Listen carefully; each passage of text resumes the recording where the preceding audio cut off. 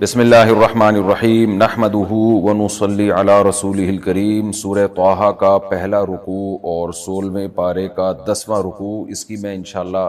تفسیر شروع کروں گا۔ مختصر لفظی ترجمہ ہو چکا تھا۔ بسم اللہ الرحمن الرحیم۔ طٰہٰ ما انزلنا علیک القرآن لتشقی۔ سورہ طٰہٰ بھی مکی صورت ہے۔ مکی صورت میں آپ کو پتہ ہے عقائد کی اصلاح اور ایمانیات کا تذکرہ زیادہ ہے۔ طٰہٰ یہ حروف مقطعات میں سے ہے۔ ما انزلنا علیک القرآن لتشقی، ہم نے اے محمد صلی اللہ علیہ وسلم آپ پر قرآن اس لیے نازل نہیں کیا کہ آپ مشکل میں پڑ جائیں۔ ہوتا یہ تھا کہ رسول اللہ صلی اللہ علیہ وسلم پہ جب قرآنی آیات نازل ہونا شروع ہوئیں تو آپ تہجد میں بہت لمبی لمبی رکعتیں پڑھتے، تو بعض مشرکین نے مذاق اڑانا شروع کیا کہ دیکھو ان پر قرآن نازل ہو رہا ہے اور اس قرآن کی وجہ سے یہ خود مشکلات میں پڑ گئے۔ تو نبی صلی اللہ علیہ وسلم بہت زیادہ لمبی نماز پڑھتے تھے۔ آپ کو خوف طاری ہو گیا تھا کہ اللہ نے میرے ذمے مجھے ایک ذمہ داری لگائی ہے، جیسے کہ سورہ مدثر میں بھی آیتیں نازل ہو چکی تھیں، یا ایھا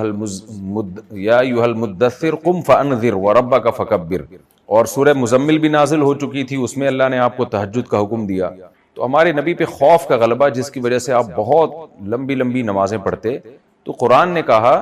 کہ اے نبی اس قرآن کے نزول کا مقصد آپ کو مشکلات میں ڈالنا نہیں ہے، یعنی آپ اپنی جان پہ رحم کریں اور آرام بھی کریں۔ آپ اس کا یہ اصل میں جو نازل ہوا ہے تبلیغ کے لیے نازل ہوا ہے، لوگوں کو اللہ کی طرف لانے کے لیے، دعوت کے لیے نازل ہوا ہے۔ ہاں اس کا ایک حصہ ہے کہ رات کو نماز میں تلاوت کرنا تاکہ انسان کو استحضار ہو، اللہ سے اس کا قرب، اللہ کا قرب اس کو ملے، لیکن بنیادی طور پر یہ جو نازل ہوا ہے آپ لوگوں کو سنائیں تاکہ وہ نصیحت حاصل کریں، نافرمان لوگ ڈر جائیں اور فرما بردار لوگوں کو خوشخبری ملے۔ ما انزلنا علیک القرآن لتشقی الا تذکرۃ، یہ تو صرف ایک نصیحت ہے، یعنی ہم نے نازل نہیں کیا اس کے لیے، مگر ہم نے صرف اس کام کے لیے نازل کیا ہے۔ وہ کیا ہے؟ تذکرۃ، نصیحت، لمن یخشی، ان لوگوں کے لیے جو اللہ کا خوف رکھتے ہیں، یعنی نصیحت بھی ان لوگوں کو ہی ہوگی جو چاہیں گے اللہ کا خوف ہوگا، جو بالکل جن کے دل پتھر ہو چکے ہیں ان کو تو اس سے نصیحت بھی حاصل نہیں ہوگی۔ تنزیلا ممن خلق الارض، یہ نازل کردہ ہے اس ذات کی طرف سے جس نے زمین کو پیدا کیا، والسماوات العلی، اور بلند آسمانوں کو پیدا کیا۔ الرحمن علی العرش استوى،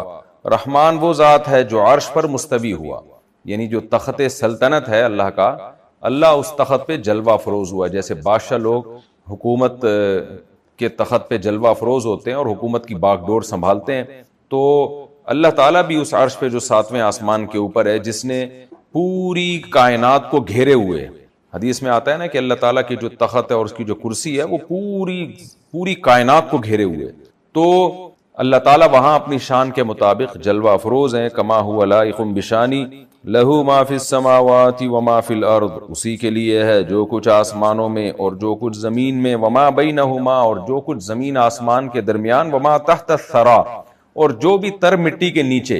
یعنی زمین ہم جب کھودتے ہیں تو نشیبی جگہ تر نکلتی ہے، تو اس کے بھی نیچے، یعنی جتنا آپ نیچے جائیں اس کا بھی اللہ مالک، اور جتنا آپ بلندیوں کی طرف جائیں تو اس کا بھی اللہ مالک ہے۔ وَإِن تَجْهَرْ بِالْقَوْلِ، یہ تو اللہ کی ظاہری طاقت ہے۔ اب علم کی طاقت کتنی ہے؟ دو ہی چیزیں ہوتی ہیں جس پہ انسان فخر کرتا ہے، ایک اسباب اور وسائل کتنے ہیں، اور ایک نالج کتنی ہے۔ آپ کے پاس جب بعض دفعہ اسباب نہیں ہوتے لیکن علم ہوتا ہے تو اس علم کی وجہ سے آپ کی عزت ہوتی ہے، بعض دفعہ علم نہیں ہوتا لیکن ایک سوسائٹی میں آپ پاورفل اور طاقتور شخص ہوتے ہیں، اس کی وجہ سے عزت ہوتی ہے۔ تو اللہ نے اپنی طاقت کو بیان کیا کہ جو کچھ آسمانوں میں زمین میں سب اسی کا ہے، اب اپنے علم کو بیان کر رہے ہیں کہ علم بھی کامل، اتنا کامل۔ وَإِن تَجْهَرْ بِالْقَوْلِ، کہ اے مخاطب اگر تو اونچی آواز سے بات کرتا ہے، فَإِنَّهُ، تو اللہ پہ کوئی فرق نہیں پڑتا۔ کیوں؟ اس لیے کہ وہ تو جانتا ہے، يَعْلَمُ السِّرَّ، خفیہ باتوں کو بھی، وَأَخْفَى، اور اس سے بھی زیادہ جو چھپی ہوئی چیزیں ہیں ان کو بھی جانتا ہے، یعنی دل کے حالات کو۔ تو لہذا تو جب اونچی آواز سے بات کرے گا تو اس کو کیوں نہیں جانے گا؟ وہ ایسا علم ہے اس کا، اللہ لا الہ الا ہو۔ اور ان تمام باتوں کا حاصل کیا ہے کہ عبادت کے لائق صرف وہی اللہ ہے، کیونکہ میں بار بار یہ بات بتاتا ہوں، قرآن سے بھی ثابت ہے، عقل سے بھی ثابت ہے کہ ہمیشہ حاکم اس کو بنایا جائے گا، معبود اس کو بنایا جائے گا کہ جس کی طاقت بھی کامل اور جس کی نالج اور علم بھی کامل، کیونکہ اگر اس کے پاس علم کامل ہے تو وہ آپ کی ضرورتوں کو سمجھتا تو ہے، پورا کرنے کی طاقت نہیں ہوگی اس کو، اور اگر اس کے پاس طاقت تو ہے تو ضرورتیں آپ کی پوری تو کر سکتا ہے، لیکن اس کو پتہ ہی نہیں ہوگا آپ کی ضرورتیں ہیں کیا. تو ہمیشہ معبود جو حقیقی معبود ہے، جو اس لائق ہے کہ اس کی عبادت کی جائے، اس میں دو کوالٹیز کا ہونا ضروری ہے. نمبر ایک، طاقت اور قدرت اس کی کامل ہو. نمبر دو، اس کے پاس علم بھی کامل ہو. تو اللہ نے سورہ طٰہٰ کے اس رکوع کے شروع میں اپنی طاقت اور قدرت کا بھی ذکر کیا اور علم کا بھی. اس علم اور طاقت اور قدرت کی بیس پہ اللہ یہ دعویٰ کر رہے ہیں کہ لا الہ الا ہو، اللہ وہ ذات ہے کہ اس کے سوا کوئی عبادت کے لائق نہیں ہے. کیوں؟ اللہ کے علاوہ کوئی بھی دنیا میں ایسی ذات نہیں ہے اس کائنات میں جس کا علم بھی کامل ہو اور جس کی طاقت بھی کامل ہو. لہ الاسماء الحسنی، اللہ نے اپنی دو صفات بیان کی، طاقت بھی کامل اور علم بھی کامل. آگے اللہ بتا رہے ہیں کہ صرف یہ دو صفات نہیں ہیں بلکہ لہ الاسماء الحسنی، اس کے بہت اچھے اچھے نام ہیں. یعنی یہ دو تو ضروری ہیں حاکم میں کہ پاورفل ہو اور صاحب علم ہو. باقی اس کے تو بہت سارے نام ہیں، باقی صفات تو اس میں بہت زیادہ ہیں. رحمان ہے، رحیم ہے، رؤوف ہے، ودود ہے، غفار ہے، گناہوں پہ پردہ ڈالنے والا، ستار ہے. تو یہ ساری صفات اللہ کی جو اچھے اچھے نام ہیں، یعنی وہ تمام اچھی صفات جو کسی ذات میں اچھی سمجھی جاتی ہیں وہ تمام کی تمام اللہ میں موجود ہیں. لہ الاسماء الحسنی. آگے اللہ ذکر کرتے ہیں وَهَلْ أَتَاكَ حَدِيثُ مُوسَىٰ. اے محمد صلی اللہ علیہ وسلم، آپ کو بھی اللہ نے مشرکین مکہ کی طرف بھیجا. آپ ان پر قرآنی آیات پڑھ کے سنا رہے ہیں اور ان کو نصیحت کر رہے ہیں. تو یہ پہلی دفعہ ایسا نہیں ہوا. آپ کی تسلی کے لیے ہم آپ کو مضمون سناتے ہیں اور آپ اپنی امت کو بھی بتا دیں کہ کیا تمہارے پاس موسیٰ کی خبر پہنچی. اللہ نے بڑے بڑے ظالم جابروں اور پاورفل طاقتور لوگوں کے پاس پیغمبروں کو بھیجا ہے. انہی میں سے ایک واقعہ کہ اے محمد یا اے مخاطب جو بھی قرآن کی تلاوت کر رہا ہے صلی اللہ علیہ وسلم، ہل اتاک حدیث موسیٰ، کیا موسیٰ کی خبر آپ کے پاس پہنچی. اذ رآ نارا، جب موسیٰ نے دیکھا آگ کو. حضرت موسیٰ علیہ السلام جب مدین سے واپس آ رہے تھے اپنی زوجہ کو ساتھ لے کر، 10 سال بکریاں چرائیں، اس کے بعد اپنی زوجہ کو لے کے واپس مصر کی طرف نکلے کہ حضرت موسیٰ علیہ السلام سے غلطی سے قتل ہو گیا تھا مصر میں. تو وہاں سے پھر نکلے جان بچانے کے لیے مدین گئے. تو آپ کا خیال یہ تھا کہ اب میں 10 سال بکریاں چرا کے اپنی زوجہ کو لے کے نکل رہا ہوں تو اب بھول بھلیاں ہو گیا ہوگا، تو میں مصر میں جا کے ٹھہرتا ہوں، وہاں اسٹے کرتا ہوں، وہاں میرا گھر ہے، وہاں میرے رشتہ دار ہیں. تو مصر سے آپ مدین سے آپ مصر کی طرف جب آ رہے تھے تو راستے میں شدید سردی تھی اور تو آپ راستہ بھول گئے. کوہ طور کے قریب مدین سے مصر آتے ہوئے نا کوہ طور کے قریب راستہ بھول گئے اور شدید سردی بھی تھی. تو آپ کو آگ نظر آئی. فقال لأہلہم، فقال لأہلہ، آپ نے اپنے گھر والوں سے کہا امکثوا، آپ لوگ یہاں ٹھہرو. یہ امکثوا جمع کا صیغہ ہے، تو ضروری نہیں ہے کہ حضرت موسیٰ کے ساتھ اور بھی لوگ تھے، بلکہ یہ جمع کا لفظ بعض دفعہ واحد کے لیے بھی اس کا اطلاق ہوتا ہے کہ آپ یہاں ٹھہرو. تو تعدباً بھی کہا جاتا ہے، جمع کا لفظ استعمال ہوتا ہے. انی آنست نارا، مجھے آگ محسوس ہو رہی ہے. آگ کے دو فائدے ہو سکتے ہیں. آگ کا جلنا اس کی علامت ہوتی ہے کہ یہاں کوئی آبادی ہے، لہذا جہاں آبادی ہوتی ہے تو انسان وہاں راستہ معلوم کر لیتا ہے. پہلے زمانے میں لوگوں کو راستے معلوم ہوتے تھے، کوئی گوگل میپ یا ایسا کوئی سیٹ اپ تو تھا نہیں، تو لوگ عام طور پہ بتا دیا کرتے تھے یہاں سے اس طرف کو آپ نکلیں. تو موسیٰ علیہ السلام نے فرمایا کہ میں جا کے پوچھتا ہوں، شاید مجھے وہاں کوئی ہدایت مل جائے. ہدایت کا مطلب سیدھا راستہ پتہ چل جائے، یا کم سے کم اتنا ہوگا کہ آگ کے سے میں شعلہ لے کر آؤں گا اور ہم یہاں آگ جلا کے اس سردی کو بھی دور کر سکتے ہیں، کوئی بھی ضرورت اپنی ہو پوری کر سکتے ہیں. انی آنست نارا، مجھے آگ محسوس ہو رہی ہے. لعلی آتیکم، شاید کہ میں تمہارے پاس لے آؤں، منہا، اس آگ میں سے، بقبس، ایک شعلہ، او اجد علی النار ہدی، یا مجھے آگ پر کوئی ہدایت مل جائے، کوئی رہنمائی مل جائے. حضرت موسیٰ کو کیا پتا تھا کہ ایسی ہدایت اور ایسی رہنمائی آپ کو ملنے والی ہے کہ جو قیامت تک لوگوں کو فائدہ پہنچاتی رہے گی. تو ایسی ہدایت آپ کو ملنے والی ہے کہ آپ خود ہادی بن جائیں گے. فلما اتاہا، جب موسیٰ وہاں آئے، نودیا، تو ندا کی گئی، آواز آئی. قرآن میں دوسرے مقام پر ہے کہ درخت سے آواز آئی کہ اے یا موسیٰ، اے موسیٰ، انی انا ربک. فلما اتاہا نودیا یا موسیٰ، ندا کی گئی اے موسیٰ، انی انا ربک، بے شک میں تیرا رب ہوں. فخلع نعلیک، تو اپنے جوتوں کو اتار دے، انک بالوادی المقدس، بے شک تو مقدس وادی میں ہے، طوا، جس کا نام ہے طوا۔ آج بھی یہ وادی موجود ہے، یہودی بہت جاتے ہیں اس وادی کی زیارت کے لیے۔ وَأَنَا اخْتَرْتُكَ، اور میں نے تجھے منتخب کر لیا ہے، اختیار کر لیا ہے، فَاسْتَمِعْ لِمَا يُوحَىٰ، جو وہی تیری طرف کی جا رہی ہے اس کو غور سے سن۔ اِنَّنِي أَنَا اللَّهُ، بے شک میں اللہ ہوں، لا الہ الا انا، میرے سوا کوئی عبادت کے لائق نہیں۔ تمام پیغمبروں کو جو چیز سب سے پہلے سکھائی گئی وہ ہے کلمہ توحید، لا الہ الا اللہ، اللہ کے سوا کوئی عبادت کے لائق نہیں ہے۔ یہ بہت بڑا جملہ ہے۔ دیکھیں آج پوری دنیا اللہ کی باغی بنی ہوئی ہے، خدا کی باغی بنی ہوئی ہے۔ اس پوری سائنسی ترقی جس میں مغربی دنیا مبتلا ہے اور اسی کے اثرات ہمارے ملکوں میں بھی آ رہے ہیں، اس ترقی کی بیس پہ انسان کو خدا کا باغی بنایا جا رہا ہے، اور بس گاڈ لیس زندگی بناؤ، کسی طریقے سے خدا کو نکالو اپنی سوسائٹی سے۔ جبکہ اللہ کیا کہتے ہیں، نہ صرف یہ کہ خدا کو لاؤ بلکہ صرف اسی کو لے کر آؤ، غلامی صرف اسی کی ہوگی، اس کے علاوہ کسی کی بھی نہیں ہوگی۔ تو اس لیے آج جو جدید لبرل لوگوں کا جو دعویٰ ہے نا، اسلام کا دعویٰ اس سے بالکل 180 ڈگری پر ہے۔ یعنی اسلام کی دعوت اور آج کل جو لبرل لوگوں کی دعوت ہے اس میں زمین آسمان کا فرق ہے۔ اسلام آپ کو جگہ جگہ یہ قرآنی تعلیمات یا آسمانی مذاہب آپ کو، چاہے وہ یہودی ہو، چاہے وہ عیسائیت ہو یا اسلام ہو، وہ آپ کو بار بار خدا کی غلامی کی طرف لے کر آتا ہے کہ یہ کائنات خود نہیں بنی ہے، کسی نے بنایا ہے اس کو، تم اس کے غلام ہو۔ اور انسان چاہ رہا ہے کہ اس غلامی کے خول سے نکلے۔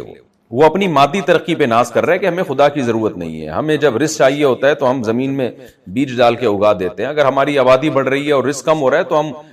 اس میں ایسا پروسیس کرتے ہیں کہ اس کی پیداوار کو ہم بڑھا دیتے ہیں۔ تو ہر چیز میں نا انسان یہ سمجھ رہا ہے کہ میں کیوں خدا کا محتاج ہوں، مجھے کیا ضرورت ہے خدا کو ماننے کی، اور خدا کو مانوں گا تو مذہب کو ماننا پڑے گا، پھر حلال حرام کا کانسیپٹ ہے وغیرہ وغیرہ۔ تو یہ تمام چیزوں کا انسان نے ایک ہی حل تلاش کیا ہے، خدا کو نکالو۔ جبکہ اللہ موسیٰ علیہ السلام کو کوہ طور پہ بلا کے کیا کہہ رہے ہیں، پہلا کلام اپنا انٹروڈکشن، میں اللہ ہوں، لا الہ الا انا، میرے سوا کوئی غلامی کے لائق نہیں ہے، عبادت کے لائق نہیں ہے۔ لہذا آپ کو بھی یہ پیغام دیا جا رہا ہے اور آپ نے بھی قوم کو یہ پیغام دینا ہے، انسانوں کو یہ پیغام دینا ہے کہ صرف اللہ کی غلامی ہوگی کیسے، ہمارا اللہ سے کانٹیکٹ کیسے ہوگا، کون سے حکام جن کو ہمیں فالو کرنا پڑے گا، تو وہ پیغمبر جو اللہ کے نمائندے ہیں وہی بتائیں گے تمہیں، اور اللہ ان پیغمبروں کے سچے ہونے کے اتنے دلائل قائم کر دے گا کہ تمہیں یقین آ جائے گا کہ واقعی اللہ کے بھیجے ہوئے پیغمبر ہیں۔ لا الہ الا انا فاعبدنی، لہذا میری عبادت کرو، واقیم الصلاۃ لذکری، یہ نماز کی اہمیت ہے، جہاں توحید وہاں نماز، تو اور نماز قائم کر میری یاد کے لیے۔ ہر امت کو نماز کا حکم دیا گیا، اور ہمیشہ قرآن توحید کے بعد نماز کا تذکرہ کرتا ہے، یہاں بھی اللہ نے نماز کا تذکرہ کیا، اور یہ زکوٰۃ سے بھی زیادہ اہم ہے۔ قرآن میں ہمیشہ نماز کے ساتھ زکوٰۃ ہے، لیکن کہیں ایسا ہے کہ نماز ہے زکوٰۃ نہیں ہے، بہت کم مقامات ہیں ایسے۔ اس سے پتہ چلتا ہے کہ زکوٰۃ سے بھی زیادہ اہمیت ہے نماز کی۔ تو آج آپ کو انسانیت کی خدمت کرنے والے تو لوگ مل جائیں گے بہت سارے، لیکن خدا کا حق ادا کرنے والے نماز کی صورت میں یہ بہت کم لوگ ہیں۔ تو اس لیے اللہ نے فرمایا وَأَقِيمِ الصَّلَاةَ لِذِكْرِي، اے موسیٰ تو نے نماز قائم کرنی ہے میری یاد کے لیے، یعنی عبادت کا ایک جز بیان کیا جا رہا ہے کہ میری عبادت کرنی ہے، اس میں ایک حصہ، ایک پارٹ کیا ہے اس کا جو بہت امپورٹنٹ پارٹ ہے، وہ ہے نماز۔ إِنَّ السَّاعَةَ آتِيَةٌ، فوراً سوال پیدا ہوتا ہے، اچھا بھائی ہم کلمہ توحید کو بھی مان لیا، ہم نے اللہ کو معبود بھی مان لیا، تو اگر ہم نہیں مانتے تو کیا ہوگا، مانتے ہیں تو کیا ہوگا؟ کیونکہ دنیا میں جو سیکولر قوتیں ہیں وہ تو ہمیں بتاتی ہیں کہ مادہ پرستی کے فائدے کیا ہیں، اور آپ مادہ کے پیچھے نہیں بھاگتے، آپ عیش و عشرت کے پیچھے نہیں بھاگتے تو اس کا انجام کیا ہے، تو وہاں سے تو موٹیویشن مل رہی ہے۔ لیکن خدا کو ماننے کے فائدے کیا ہیں، اور خدا کی ماننے کے کیا فائدے ہیں، اور خدا کو نہ ماننے کے کیا نقصانات ہیں، اور خدا کی نافرمانی کے کیا نقصانات ہیں، یہ جب تک ہمارے سامنے نہیں ہوں گے تو عمل کی موٹیویشن نہیں ملتی۔ اور یہ دنیا میں ہم دیکھ رہے ہیں کہ نافرمان زیادہ پھلتے پھولتے ہیں، اس لیے اللہ نے فوراً اپنا عقیدہ توحید اور نماز جو ہر دینی مذہب کا، ہر آسمانی مذہب کا ایک جزو اعظم ہے، اس کو بیان کر کے اللہ نے جزا و سزا کا تذکرہ کیا کہ یہ جزا اور سزا دنیا میں نہیں ہوگی. تم خدا کی مان کے چلتے ہو تو دنیا میں اجر نہیں ملے گا, خدا کی بغاوت کرو گے تو بھی دنیا میں سزا نہیں ملے گی, یہ سزا قیامت کے دن ملے گی. تو موسیٰ علیہ السلام کو 2 آرڈر دیے جا رہے ہیں کہ ایک کلمہ توحید اور ایک نماز. اس کے بعد ایک تیسرا عقیدہ سکھایا جا رہا ہے کہ یہ بھی لازم ہے, اور یہ عقیدہ بھی آپ نے خود بھی عقیدہ رکھنا ہے اور آگے جا کے اپنی قوم کو بھی بتانا ہے. وہ عقیدہ کیا ہے کہ میں نے آپ کو یہاں کوہ طور پہ بلا کے کیا سمجھانے کے لیے بلایا ہے میں نے, اور کیوں میں کلام کر رہا ہوں. وہ کلام یہ ہے ان الساعۃ آتیۃ, بے شک قیامت آ کر رہے گی. ساعہ ایک گھڑی جو خاص گھڑی ہے جس کو قیامت کہا جاتا ہے. یہاں یہ نہیں فرمایا تأتی تضربو کی طرح کہ آئے گی, بلکہ آتیۃ آنے والی ہے, آ کر رہے گی. اس میں فاعل تاکید کے لیے استعمال ہوتا ہے. اکاد اخفیہا, اور میں اس کو چھپا دوں گا, یعنی اس کے اکاد اخفیہا قریب ہے کہ میں اس کو چھپا دوں گا. اللہ نے یہ نہیں فرمایا کہ میں اس کو چھپا دوں گا, اس لیے کہ کچھ علامتیں بتا دی گئی ہیں, تو اس لیے اللہ نے فرمایا کہ قریب قریب چھپا دوں گا. یعنی ایسا لگے گا کہ تمہیں کہ اسپیسیفک ڈیٹ نہیں پتا چلے گی تمہیں, لہذا یہ نہیں کہ مکمل چھپا دوں گا بلکہ قریب ہے, قریب ہوں میں اس بات کے کہ میں اس کو چھپا دوں. تو کچھ علامتیں تو بتائی گئی ہیں قرآن و سنت میں علامتیں ہیں, لیکن ان علامت سے یقینی طور پر ہم نہیں متعین کر سکتے کہ قیامت کب آئے گی, بس اس کے ایک اندازہ ہو جاتا ہے. جیسے حضرت عیسیٰ کا نزول ہوگا, دجال کا ظہور ہوگا, اور لشکر اٹھے گا خراسان سے, یہ سب علامتیں ہیں. لِتُجْزَا كُلُّ نَفْسٍ بِمَا تَسْعَىٰ, اے موسیٰ قیامت آ کر رہے گی, کیوں آئے گی؟ اس لیے کہ تاکہ ہر نفس کو بدلہ دیا جائے, بیما جو کچھ تسعیٰ وہ کر رہا ہے. دنیا میں جو خدا کو نہیں مانتے وہ لوگ, وہ قیامت کے وقوع کے قائل نہیں ہیں, وہ اس کے قائل ہی نہیں ہے کہ حساب و کتاب ہوگا. تو اے موسیٰ لوگوں کو جا کے بتا دے, اور خود بھی عقیدہ رکھ لے کہ ایک دن آئے گا یہ کائنات ختم ہوگی, پھر میں اس کو دوبارہ پیدا کروں گا, تاکہ تم لوگ جو کچھ کر رہے ہو نا اس پہ تمہیں بدلہ ملے, اچھوں کو اچھا بروں کو برا, تو مار کے مٹی کر کے میں ختم نہیں کر دوں گا. یہ انتہائی اہم مضامین ہیں قرآن کے بھی, تورات کے بھی, انجیل کے بھی, اور یہی مذہب کا حاصل ہے. اور افسوس کہ آج مذہبی لوگ انہی چیزوں میں کمزور ہو گئے ہیں, نہ نماز کے رہے, نہ توحید کے رہے, اور نہ عقیدہ آخرت کے. اوپر سے تو بولتے ہیں ہم قیامت کے قائل ہیں, مگر دنیا سے جو محبت ہے اور دیواروں اینٹوں سے جو محبت پیدا ہو گئی ہے, اس سے لگتا نہیں ہے کہ انہوں نے آخرت میں اللہ کو منہ بھی دکھانا ہے, اور یہ دنیا کو مسافر خانہ بھی سمجھتے ہیں. فلا یصدنک عنہا, اے موسیٰ ہرگز تجھے اس قیامت سے غافل نہ کر دے. من لا یؤمن بہا, وہ شخص جو قیامت پر ایمان نہیں لاتا, واتبع ہواہ, اور اپنی خواہشات کے پیچھے چلتا ہے. کیسا زبردست کلام ہے. اللہ نے یہاں یہ بھی بتا دیا کہ دیکھو قیامت کا انکار کرنے والے لوگ وہ تمہیں اس قیامت کے عقیدے سے غافل کر دیں گے. کچھ لوگ دنیا میں ایسے ملیں گے جو تمہیں یہ کہیں گے کہ آخرت کچھ بھی نہیں ہے, ہم مر کے مٹی ہو کے ختم ہو جاتے ہیں, سب فضول باتیں ہیں. اے موسیٰ ایسا شخص تجھے غافل نہ کر دے. ظاہر ہے موسیٰ علیہ السلام کو کون غافل کر سکتا تھا قیامت سے, آپ تو اللہ کے برگزیدہ پیغمبر تھے. تو علماء یہی کہتے ہیں کہ موسیٰ کے ذریعے یہ بات امت تک پہنچائی جا رہی ہے, کیونکہ اللہ نے یہ کلام موسیٰ سے کیا اور پھر اب قرآن میں بھی اس کو نقل کیا, تو ہمیں بتایا جا رہا ہے, موسیٰ علیہ السلام کی امت کو بتایا جا رہا ہے کہ تمہیں آخرت کے عقیدے سے غافل وہ لوگ کریں گے جو آخرت پر ایمان نہیں لاتے اور واتبع ہواہ, اور خواہشات کے غلام ہوتے ہیں. یہ بہت اہم کلام ہے. آپ آج دنیا میں نا سیکولر اور لبرل لوگوں کو دیکھ لیں, یہ آخرت کا انکار کیوں کرتے ہیں؟ اس لیے کہ ان کو اپنی خواہشات کے پیچھے چلنا ہوتا ہے. مجھے کل کسی نے بتایا کہ جی پنجاب میں ہمارے ریلیٹیو کے ہاں جب شادی ہوتی ہے تو لڑکے لڑکیاں بہن بھائیاں بھی ناچ رہے ہوتے ہیں اکٹھے. تو مجھے انہوں نے بتایا کہ ایسی مجلس میں شادی میں بیٹھا ہوا تھا, تو کزنیں وزنیں سب ڈانس کر رہی تھی, تو کہہ رہے مجھے میرے بچے بھی اب تھوڑے بڑے ہو رہے ہیں, تو مجھے تھوڑی غیرت آئی کہ میری بچیاں یہ کیا منظر دیکھیں گی اپنے چاچے ماموں اور خالاؤں کو ناچتے ہوئے, تو ان میں غیرت ختم ہو جائے گی. تو میں مجلس سے اٹھ کے جانے لگا کہ مجھے اچھا نہیں لگا نا کہ سگے بھائی بہن آپس میں ایک دوسرے کو دیکھ کے, نہیں بہنوں میں کوئی حیا ہی نہیں ہے, کوئی شرم ہی نہیں ہے کہ تم باپ کے سامنے ناچ رہی ہو, بھائی کے سامنے ناچ رہی ہو اور ادھورے کپڑے پہن کے. تو کہتے ہیں مجھے نہ شرم آئی اور میں اٹھ کے جانے لگا. تو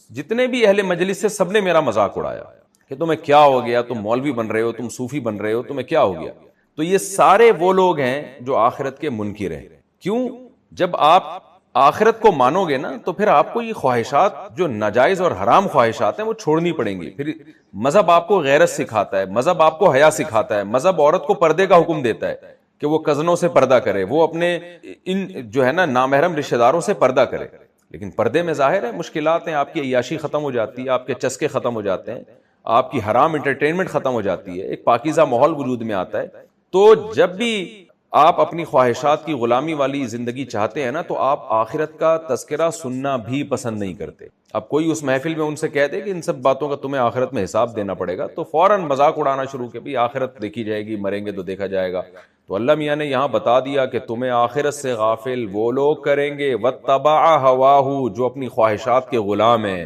کیونکہ آخرت کا انکار کرنا پڑتا ہے خواہشات کی غلامی کے لیے. آخرت مانو گے تو پھر یہ سب چیزیں چھوڑنی پڑیں گی تمہیں، شراب، کباب اور یہ ساری عیاشی جو دنیا میں حرام عیاشی ہو رہی ہے. تو اللہ نے موسیٰ علیہ السلام کو سمجھا دیا. در حقیقت اللہ ہمیں بتا رہے ہیں. دیکھیں اللہ یہ بھی کر سکتے تھے کہ موسیٰ علیہ السلام کو کہتے کہ جا کے اپنی قوم کو یہ باتیں بتاؤ، لیکن اس سے اس کلام کی اہمیت کم ہو جاتی. اللہ نے کوہ طور پہ ڈائریکٹ موسیٰ کو کہا، تو اس میں اس کلام کی ویلیو بڑھ رہی ہے کہ ہم اپنے پیغمبر کو سمجھا رہے ہیں کہ اے پیغمبر،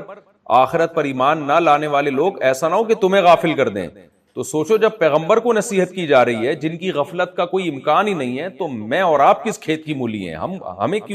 ہمیں تو اس سے زیادہ تاکید ہے کہ ایسے لوگوں سے اپنے آپ کو دور رکھو. فلا یصدنک، اے موسیٰ ہرگز ہرگز تجھے غافل نہ کر دے اس قیامت سے، من لا یؤمن بہا، جو اس قیامت پر ایمان نہیں لے کر آتے، واتبع ہواہ، اور جو اپنی خواہشات کے پیچھے چلتا ہے جو شخص، وہ تجھے غافل نہ کر دے. فتردا، تو پھر تو ہلاک ہو جائے گا. کیا مطلب؟ اگر تو نے ایسا کر لیا، جو آخرت پر ایمان نہ رکھنے والے لوگ ہیں، چاہے وہ سائنٹسٹ ہوں، چاہے وہ قوم کے بڑے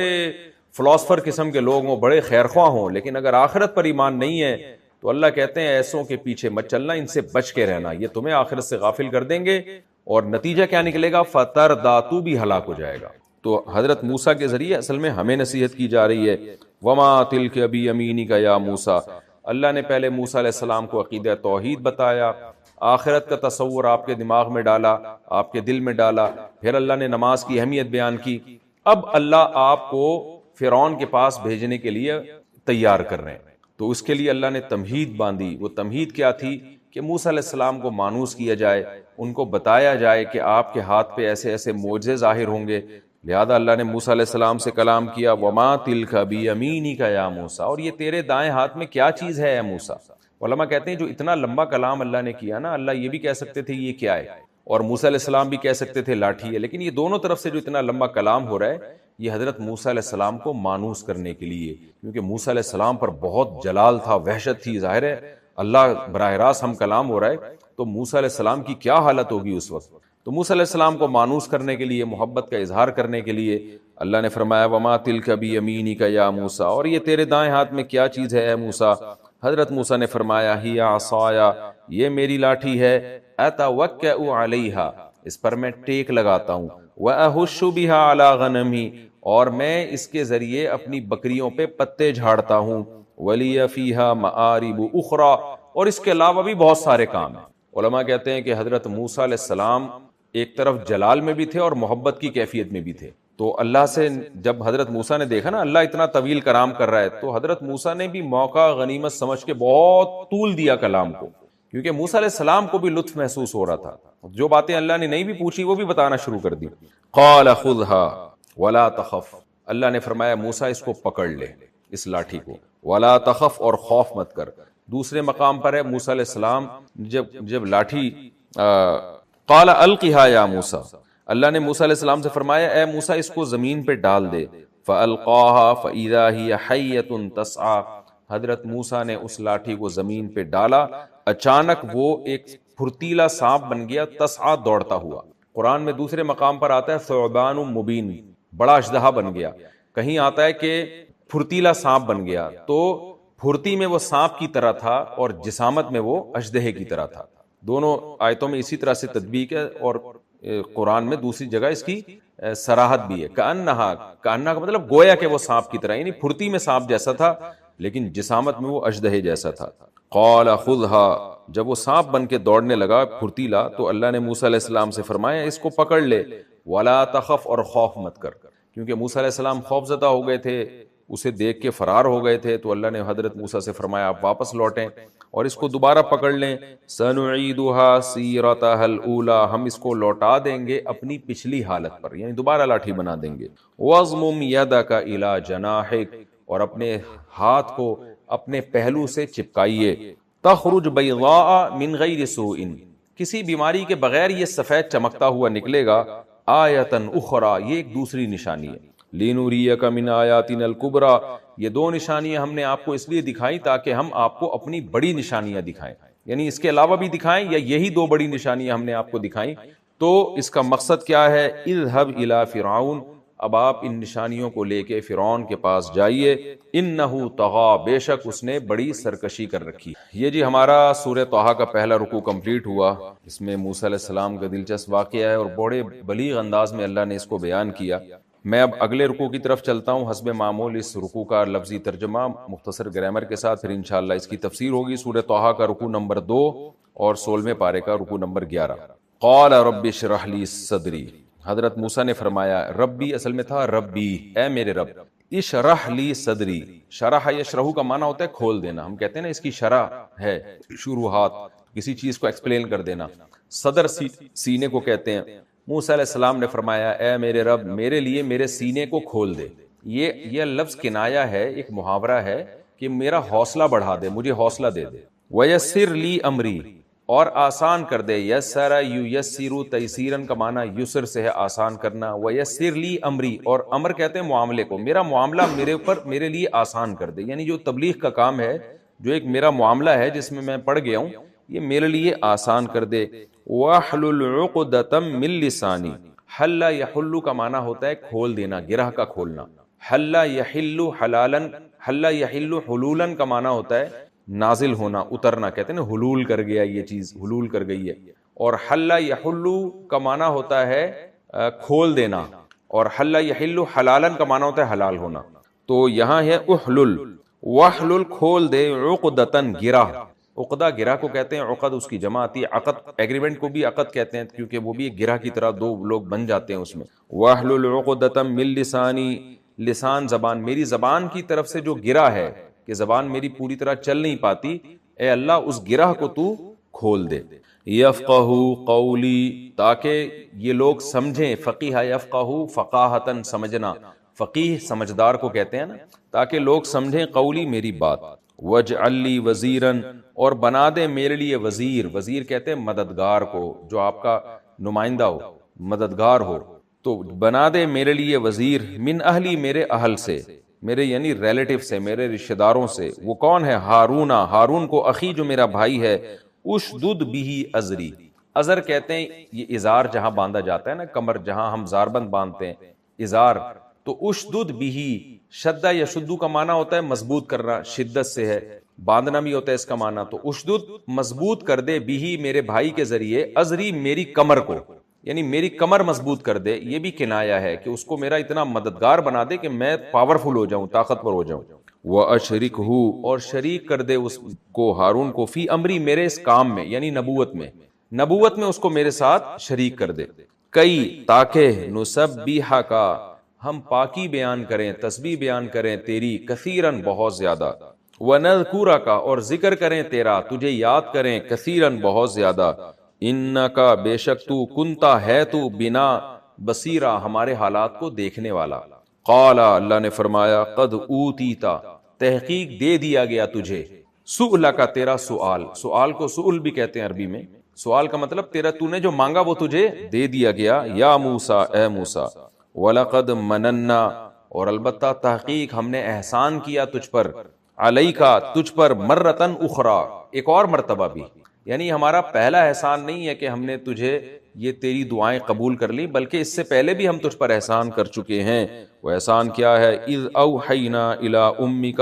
جب ہم نے وحی کی تھی تیری، جب ہم نے وحی کی تھی تیری ماں کی طرف، ماں وہ وحی یوحا جو ہم اس وقت کی گئی تھی، وہ وحی کیا تھی؟ ان اقذ فیہ فی التابوت، ان اصل میں ان کا معنی کیا ہے؟ وحی ہے نا، پیچھے وحی کا تذکرہ، وہ وحی یہ تھی کہ، میں نے بتایا تھا نا ان کا معنی کہ بھی ہوتا ہے، وہ یہ تھی کہ اقذ فیہ، قذف یقذف کا معنی ہوتا ہے پھینک دینا، ڈال دینا، تو حضرت موسیٰ کی ماں کے لیے مؤنث کا صیغہ استعمال ہوا، جیسے اضرب سے اضربی، اضرب کا معنی تو مار، اضربی ایک عورت کو خطاب ہو رہا ہے، تو اقذف کا معنی پھینک، اقذفی تو پھینک، یعنی ایک عورت کو خطاب ہے، تو اصل میں تھا ان اقذفی ہی کا معنی یہ تابوت یا یہ موسیٰ، ان اقذفی ہی، اس کو پڑھیں گے ملا کے، ان اقذفی ہی، اے موسیٰ کی ماں، اقذفی تو ڈال دے اس موسیٰ کو، فی التابوت، تابوت میں، فقذفی پھر ڈال دے ہی اس تابوت کو فل یمی دریا میں، یم کہتے ہیں دریا کو، فل یلقی ہی، القا یلقی القاء کا معنی ڈال دینا، تو فل یلقی اصل میں تھا فلی یلقی، لی یکرم اسے چاہیے کہ وہ اکرام کرے، لی یضرب اسے چاہیے کہ وہ مارے، تو فل یلقی اصل میں تھا فلی یلقی، فل یلقی ہل یمو، یلقی ہی میں وہی تابوت کی طرف، چاہیے کہ دریا یلقی ہی اس تابوت کو ڈال دے بالساحل، ساحل پر، کنارے پر، یعنی دریا کو چاہیے کہ وہ ساحل پر اس تابوت کو ڈال دے، یأخذہ پھر پکڑ لے اس کو، اس تابوت کو، عدو لی وہ دشمن جو میرا بھی ہے، وعدو لہ اور جو اس بچے کا بھی دشمن ہے یعنی فرعون، وَأَلْقَيْتُ عَلَيْكَ مَحَبَّةً مِّنِّي، میں دوبارہ آسان ترجمہ کر دیتا ہوں، اِذْ أَوْحَيْنَا إِلَىٰ أُمِّكَ مَا يُوحَىٰ، اے موسیٰ ہم نے تجھ پر احسان کیا اس وقت جب ہم نے تیری ماں کی طرف وہ وحی کی جو ہم نے کی تھی، اور وہ وحی کیا تھی، أَنِ اقْذِفِيهِ فِي التَّابُوتِ، اے موسیٰ کی ماں تو اس بچے کو ڈال دے تابوت میں، فَاقْذِفِيهِ پھر اس تابوت کو ڈال دے تو فی الیمی دریا میں، فَلْيُلْقِهِ الْيَمُّ پھر دریا کو چاہیے کہ وہ اس تابوت کو ڈال دے بالساحل، ساحل پر، یأخذہ عدو لی پھر لے لے اس تابوت کو میرا دشمن، وعدو لہ اور اس بچے کا دشمن، یعنی چاہیے کہ وہ یہ سارے کام ہو جائیں۔ تو چاہیے کا مطلب اصل میں یہاں پر یہ ہوتا ہے کہ اصل میں تو اللہ خبر دے رہے ہیں، خبر کا مطلب ہے کہ اے موسیٰ کی ماں تو اس بچے کو تابوت میں ڈال دے اور پھر اس تابوت کو دریا میں ڈال دے، اور پھر دریا کو چاہیے کہ یہ کام کرے، یعنی گویا اللہ کی طرف سے پہلے سے آرڈر ہے، اور آرڈر ہے اصل میں خبر بیان کی جا رہی ہے کہ ایسا ہوگا، یعنی اتنا یقینی ہے گویا اللہ نے پہلے آرڈر کر دیا دریا کو کہ تو نے یہاں اس کو ڈالنا ہے، اور پھر گویا اللہ نے فرعون کے دل میں بھی یہ بات ڈال دی ہے کہ فرعون نے اس تابوت کو اٹھانا ہے، تو اس کو آرڈر سے تعبیر کیا جا رہا ہے، یہ بلاغت ہے کہ یہ سب چیز پہلے سے طے شدہ ہے، اس طرح ہوگا، تو اس کو چاہیے کہ یہ کام کرے، یعنی وہ یہ کرے گا یہ کام۔ وَأَلْقَيْتُ عَلَيْكَ مَحَبَّةً مِّنِّي اور اے موسیٰ میں نے ڈال دی تیرے اوپر، محبتم منی اپنی طرف سے محبت، یعنی جب اس بچے کو اس تابوت سے نکالا ہے تو میں نے اپنی طرف سے تیرے اوپر محبت ڈال دی، وَلِتُصْنَعَ اور یہ سارے کام میں نے اس لیے کیے، لِتُصْنَعَ تاکہ تو تیار ہو، صنع یصنع کا معنی کوئی بھی چیز تیار کرنا، پروڈکٹ بھی جب تیار ہوتی ہے نا تو صنعت کار کہتے ہیں نا فیکٹریوں کو، وَلِتُصْنَعَ اور تاکہ تو تیار کیا جائے، عَلَىٰ عَيْنِي میری آنکھوں کے سامنے، یعنی تیری پرورش میری نگاہوں کے سامنے ہو، اور تیری تربیت ایسی ہو جیسی میں چاہتا ہوں۔ اذ تمشی اختک اس وقت کو یاد کر جب تیری بہن تمشی چل رہی تھی، فتقول پھر کہہ رہی تھی، یعنی فرعونیوں سے جا کے کہہ رہی تھی، هل ادلکم اے فرعونیوں کیا میں تمہیں پتہ نہ بتاؤں، میں تمہیں دلالت نہ کروں، علی من یکفلہ اس خاندان کی جو اس کی کفالت کر لیں، من اس ذات کی کے بارے میں نہ بتاؤں، یکفلہ جو کفالت کر لے ہو اس بچے کی، فرجعناک الی امک بس ہم نے تجھے لوٹا دیا تیری ماں کی طرف، کئی تقر عینھا تاکہ ٹھنڈی ہو جائیں اس کی آنکھیں، قرہ یقر کا معنی ٹھنڈی ہونا، جیسے ہے نا قرۃ اعین سورہ فرقان میں ہے، قرہ کہتے ہیں آنکھوں کی ٹھنڈک کو، قرۃ العین نام بھی ہوتا ہے نا آنکھوں کی ٹھنڈک، تو کئی تقر عینھا تاکہ اس کی آنکھیں ٹھنڈی ہو جائیں، ولا تحزن اور وہ غم زدہ نہ ہو، وقتلت نفسا اور اے موسیٰ تو نے ایک جان کو قتل کر دیا، فنجیناک من الغم ہم نے نجات دی تجھے اس غم سے بھی، یعنی اس خاص غم سے بھی، وفتناک فتن یفتنو آزمائش میں ڈالنا، وفتناک اور ہم نے فتنوں میں ڈالا، آزمائشوں میں ڈالا تجھے، فتونا بہت سارے فتنوں میں، ہم نے بہت سارے آزمائشوں میں تجھے اس دوران ڈالا، فلبثت سنین پھر تو ٹھہرا، لبث یلبث بہت دفعہ یہ لفظ آ چکا ہے، سنینا سنتن سال کو کہتے ہیں، سنینا اس کی جمع آتی ہے، سنتن سال کو کہتے ہیں، سنینا اس کی جمع آتی ہے، پھر تو کئی سال ٹھہرا، فی اہل مدین مدین والوں میں، یہ چند سال ٹھہرا تو مدین والوں میں، ثم جئت علی قدر پھر تو آیا ہے علی قدر ایک خاص اندازے پہ، یعنی خاص مقام پہ آیا ہے، یا موسیٰ اے موسیٰ، یعنی تمام پروسیس سے میں نے تجھے گزارا ہے تو پھر تو ایک خاص مقام تک پہنچا ہے، واصطنعتک اصطنعتک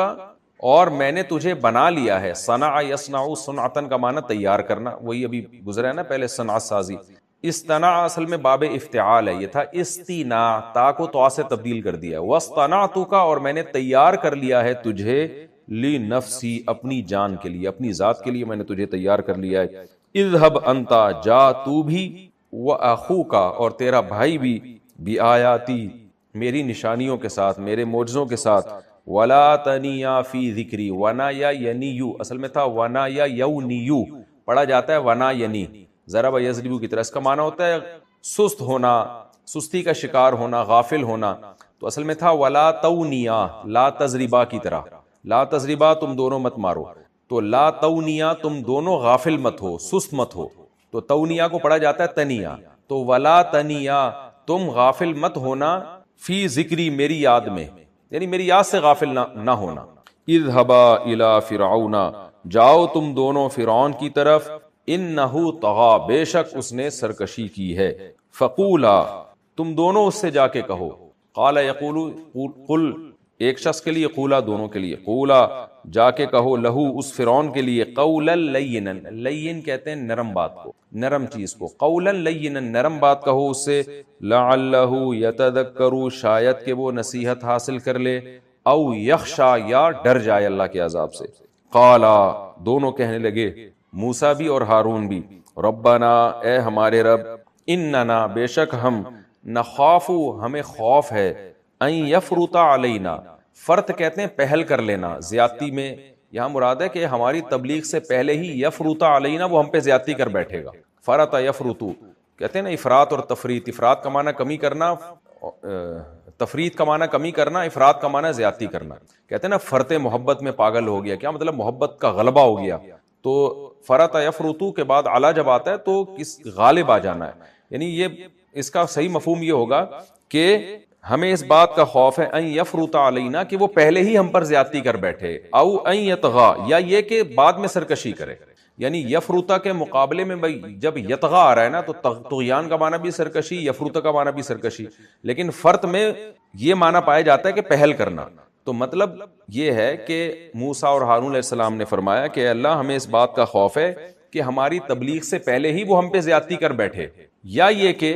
او یطغا یا بعد میں سرکشی کرے، یعنی تبلیغ کے بعد، یعنی یا تو تبلیغ سے پہلے ہی ہمیں وہ قتل کر دے گا چونکہ ہمارے اوپر قتل کا کیس ہے، یا کم از کم اتنا ضرور ہوگا کہ وہ ہماری تبلیغ سننے کے بعد بات سنے گا نہیں بلکہ سرکشی اور طغیانی پر آ جائے گا۔ قال اللہ نے فرمایا، لا تخافا تم دونوں خوف مت کرو، اننی معکما میں بے شک میں تم دونوں کے ساتھ ہوں، اسمع سن بھی رہا ہوں، وارا اور دیکھ بھی رہا ہوں، فاتیاہ اصل میں تھا ایتیاہو، ازرباہو ازربا کی طرح، ازرب ازربا، فاتیاہو تم دونوں جاؤ فرعون کے پاس، فقولا اور دونوں اس سے کہو، انا اصل میں تھا اننا بے شک ہم، رسولا ربک تیرے رب کے دو رسول ہیں، اصل میں تھا رسولانی دو رسول، تو رب کی طرف جب نسبت ہوئی تو نون گر گیا، انا رسولا ربک ہم تیرے رب کے دو پیغمبر ہیں، فارسل معنا تو بھیج دے ہمارے ساتھ بنی اسرائیل کو، ولا تعذبہم اور بنی اسرائیل کو عذاب مت دے، قد جئناک تحقیق ہم آ چکے ہیں تیرے پاس، بآیۃ من ربک تیرے رب کی طرف سے ایک نشانی لے کے، معجزہ لے کے، والسلام علی اور سلامتی ہو اس شخص پر، من اتبع الہدی جو سیدھے راستے کی اتباع کرے، انا بے شک ہم، قد اوحی الینا تحقیق وحی کی گئی ہے ہماری طرف، ان العذاب بے شک عذاب ہوگا، علی اس شخص پر، من کذب جو اللہ کی آیات کو جھٹلائے گا، وتولا اور اللہ کی دعوت سے منہ موڑے گا، یہ ہمیں پہلے سے اللہ نے بتا دیا ہے۔ قال فرعون نے کہا، فمن ربکما یا موسیٰ بس کون ہے تم دونوں کا رب اے موسیٰ؟ قال موسیٰ علیہ السلام نے فرمایا، ربنا الذی ہمارا رب وہ ہے، الذی اعطا کل شیء